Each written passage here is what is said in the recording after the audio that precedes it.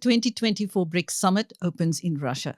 Today, we speak to foreign policy analyst Sanusha Naidu of the Institute for Global Dialogue. Good morning, Sanusha. Good morning, Chris, and it's always a pleasure to be on the platform with you and share my insights. Thank you. What do you think Russian President Vladimir Putin hopes to get out of hosting this summit? Well, I think definitely much more visibility, profiling. The fact that Russia has been isolated, especially after the Ukraine crisis and conflict, and there's been that sanctions against the business and the commercial transactions with Russia. I think what this does is that it elevates the platform for President Putin to say to countries that have been detractors of Russia for the longest time and has constantly used Russia's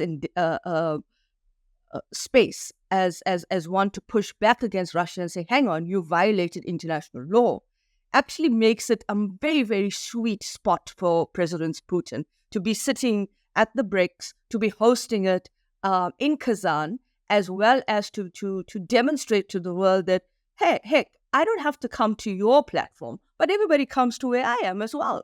And I think if you look at that, it kind of pushes back against what has been this very, very acute and innocuous kind of debate about whether Russia still has convening power. Now, obviously, it's coming in through the BRICS, but I think the BRICS, like the Shanghai Cooperation Organization, and even in the context of the fact that the President Putin could not attend some of those UN meetings in September, etc., because of what this meant. It gives that kind of elevation of the world and the profile to the world of Russia. But it also is about the fact that it's a platform that Russia can use to constantly beat the brow of the West by saying, hang on, we can actually still do business. There are countries here that still want to do business with us. The sanctions haven't really hurt us. And I think what happens in the way that people have projected the narrative on Russia being this kind of sanction induced coma for Moscow, I think kind of gets to this point to say, well, if you're actually in Russia at a particular point in time, you see that people are going about their normal everyday lives, their business, etc. Yes, they can't use the SWIFT system, which is the international banking system that does transactions in terms of currency. You can't use that. And so when you're in Russia, you have to use a lot of hard currency. But it actually is interesting because it's also about how do you change a perception of a country. So I think the fact of the matter is you've got almost around about 38 countries in some way or form that have been invited to attend this summit, 32 of them which have confirmed their attendance, 24 of them which are essentially going to be sending heads of state. We may not all agree with those that are attending. However, I think this is really a moment in the sun for Russia to say we still have traction. Now, South Africa is there as a member. What do you think it hopes to get from its BRIC partners at this summit? Well, I think South Africa would really want to pivot its position, its engagements with the BRICS around what it has always reiterated as part of this inequality, sustainable development, and a kind of, I would say, what links back to our national development plan, which is the triple oppression of poverty, inequality, and unemployment. Now, that is also something that kind of locks in to South Africa's positioning on the G20. It talks about that in the context of its theme, which is solidarity, equality, and sustainable development. It's speaking about key drivers of that in the context of debt and development, issues around inequality, which is really a major point of divergence in the world, where you have this unequal playing field. And it's not necessarily about equivalency. I think also it's about the global governance agenda, the reform of this. And with countries like India, I think South Africa and Brazil can actually start pushing for that kind of democratic transformation of those international institutions, which have been very much the preserve of the world of 1945, and basically the custodians of that world being countries that haven't really been able to shift the needle on what a inclusive global governance order should look like. And so that is the other key point as well for South Africa. And then, of course, finally, we can't ignore the fact that in terms of trade, economic diplomacy, in terms of the renewable energy, and working around climate change and the just transition, I think working with the BRICS, South Africa is able to also harness the potential that could bring in the context of South Africa looking for partnerships around economic engagements, looking for partnerships around the climate change and the kind of energy transition that we're talking about, and dealing with the mitigating effects of climate change adaptation and so forth. So I think these are some of the areas. But again, we can't also ignore the gig economy or the digital economy in this. So these are all the spaces that South Africa could work very well with the BRICS countries. And then finally bringing it back home to Africa. How does this align to the South Africa agenda? But of course, you've got countries like Ethiopia and Egypt that have been brought in as members to the BRICS, as an expansion of the BRICS. And this is where South Africa needs to start thinking about what its alignment of its Africa policy is in working with partners both within Africa and outside of Africa around its BRICS agenda.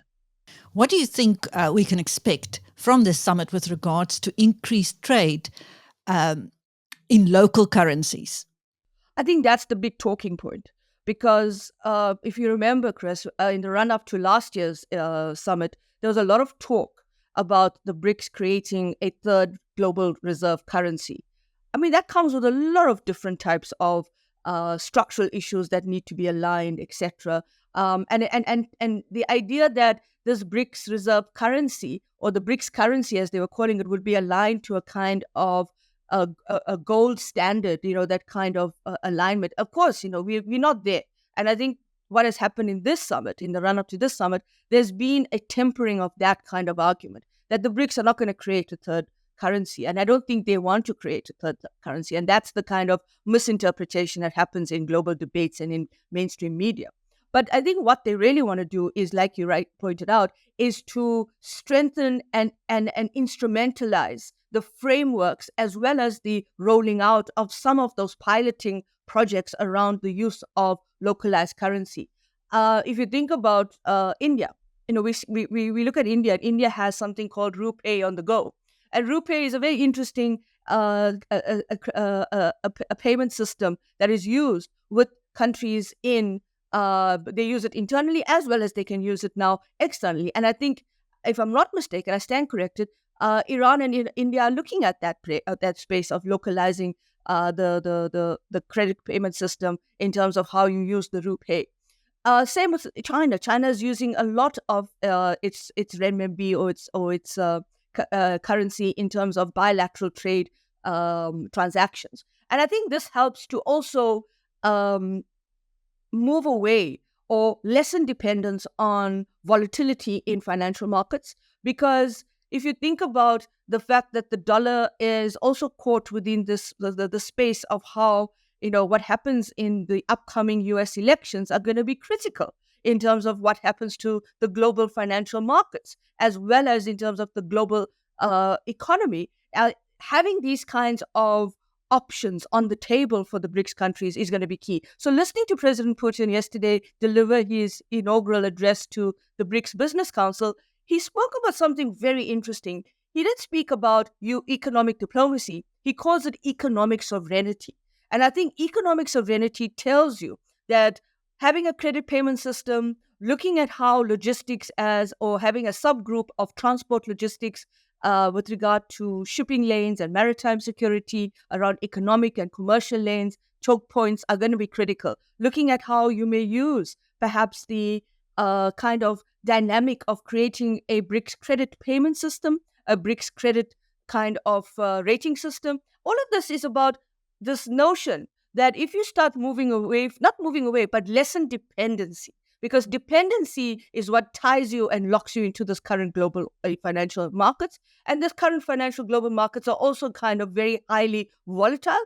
And so we're hearing that, the next coming global economic crisis is going to be around the debt issue.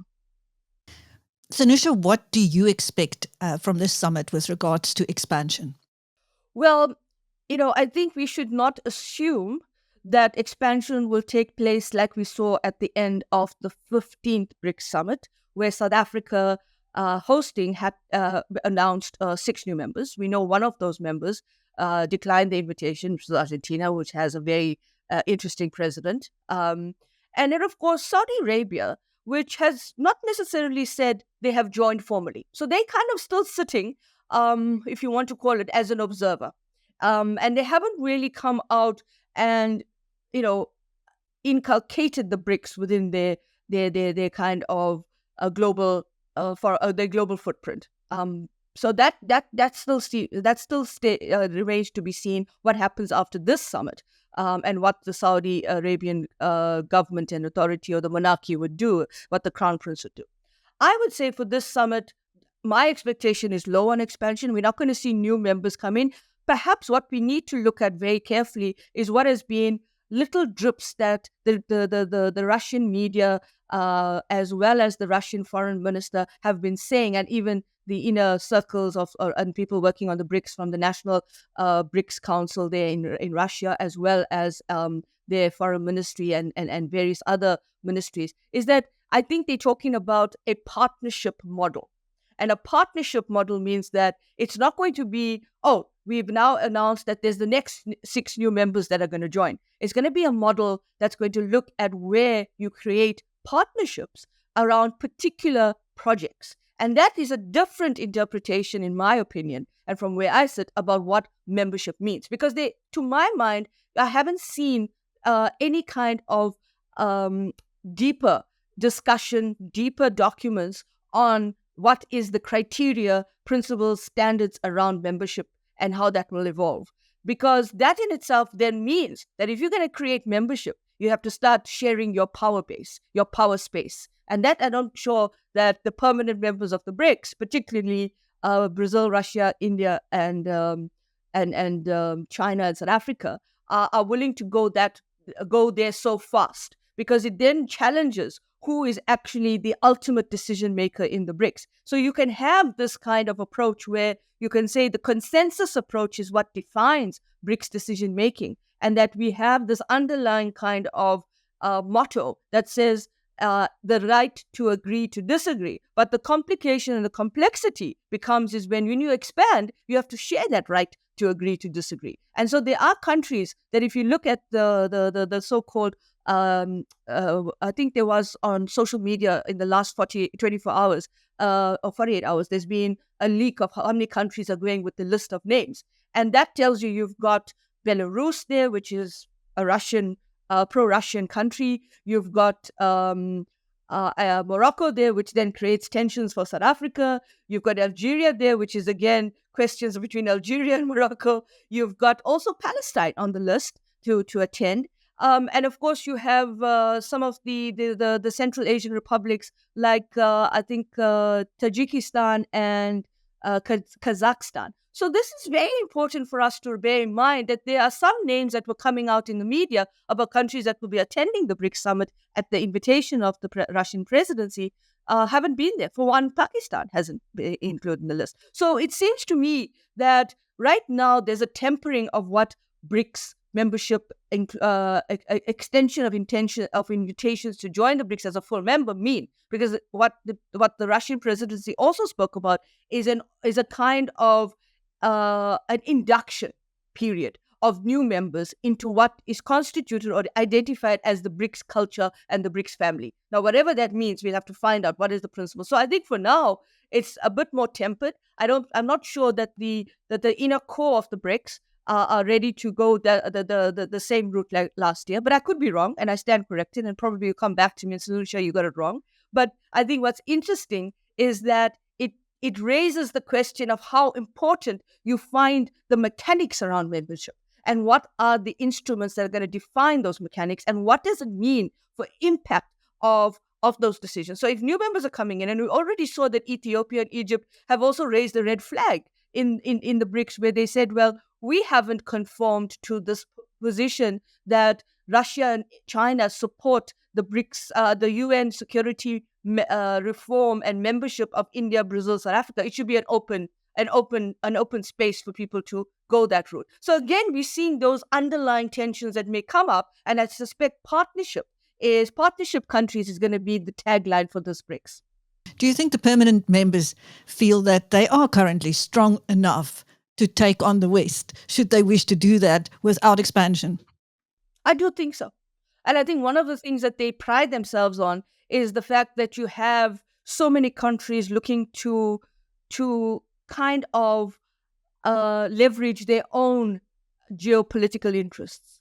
And when I say that, I mean that they're not looking to be locked into one system only. So we kind of in a very complicated international architecture. I love the metaphor that one of the seasoned international relations experts talk about, Professor Amitav Acharya. He calls it the multiplex system. And the multiplex system means that you have one cinema, but with many, many different movie rooms around. And that for me kind of captures the essence of where it is. So right now, you've got this kind of interest that countries are looking at towards the BRICS. If they're looking at the way in which, for example, the new development bank is raising kind of the disrupting what you would call the international financial system in terms of the provision of equity and liquidity in markets around loans and concessional finance. Yes, it has its own dynamics. We have to be much more lucid about the impact of those loans that come from the bank. But at the same time, you've got countries like Ethiopia, like I think it was the latest being Algeria, who has joined the Asian the Asian Infrastructure Investment Bank. You've got countries that have also joined the new development bank. So I think, in many ways, what you are witnessing is that the idea that we are in an uncertain, unpredictable international system means that countries are looking to hedge where their interests can be best served and not to become completely locked into one. Because again, I'll give you the example of the SWIFT system, where now, even though you put sanctions on Russia and you're hoping that hurts Russia from a financial transaction and you can't get international currency or the dollar, but it hurts us in South Africa because we cannot also, because of the way in which the international financial system and the rules-based system is designed. The design of it means that we too can't do business with Russia, or any other country can't do business with Russia. And that's, part of the reason why the question is, you end up in this context of the uncertainty of multipolarity is this multiplex kind of system. To what extent do you think the BRICS countries are already challenging the US-led world order? Well, I think it's about the fact that you have this constant pushback, around whether the BRICS serves the utility of the international system. The constant pushback that as much as the BRICS may deepen its footprint, as much as it may utilize the space around whether it creates these alternative financial instruments, or that it opens up the space for countries to then go to a kind of smorgasbord of an international system and choose how you want to design your foreign policy and design your foreign economic engagements and so forth. There's a constant qualification to that. And that qualification is the BRICS countries will never get to a point where the US is. That the US is still the de facto, even if it's losing its decline and losing its influence, it's still very much the relative de facto power with preponderance power in its way that it shapes the international institution. Let me give you 4 areas where this I think starts to show why the BRICS is challenging that. It's in structural power. And in structural power, you have what Susan Strange, an international political economist, used in the 1980s, late 70s, 80s, to define what US global power looks like. She said, you have security, you have production, you have knowledge, and you have something called finance and credit. And in all of those 4 pillars of structural power at the global level, the US shows its influence, shows its power, and actually undertakes the kind of architecture in terms of underwriting the system in that way. Now, when we come back, when we fast forward to now, yes, the US is kind of not in that space of being able to underwrite, but it's still very much a power that you have to engage with, whether you like it or not. And I think that is where it becomes interesting in terms of whether or not the BRICS is going to challenge that. But what is really happening is that internal to the US and internal to its domestic political and economic landscape, it has an immense impact on the global system. So what's interesting is that you have what you call in business called distribution coalitions. People in the US who essentially are influencing the political landscape as well as the economic landscape, which then will have incredible impact on the global. And that is important because whoever wins this next US election is going to be critical for the global international system and the global economic order. So whether the BRICS is pushing back and the US is declining, I don't think that it's the BRICS per se. It is a number of different configurations that are emerging, whether you talk about it in the context of the Shanghai Cooperation Organization, you talk of it in the context of what happens in the G20, or you talk about it in the context of the European Union. Even the European Union may actually also feel that from a transactional perspective, the US is a liability. And so in that way, I think the US in itself is undergoing its own existential crisis because it's caught up in an international system where the expectation that it will help to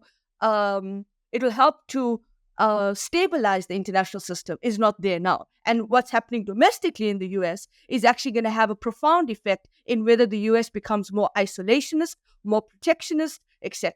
Now, if that goes down that route, I think that then reaffirms my previous point about the multiplex complexity of the international system. Because even with countries like, if you look at what's going on in Palestine, or you look at what's happening in Gaza, or we look at the impact of what's going on in Lebanon, I mean, even the whole issue there, the US has to now make very, very difficult decisions, challenging decisions about how this will be pursued. So even within its own kind of pact of countries, its alliances, there is a pushback. So I think it has to be tempered and has to be disaggregated, that it's not just the BRICS per se, but it's in the various configurations where the US may be losing some of its comparative advantage and its leverage.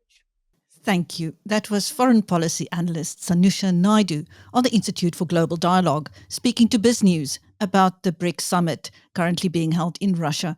Thank you, Sanusha, and I'm Chris Stein.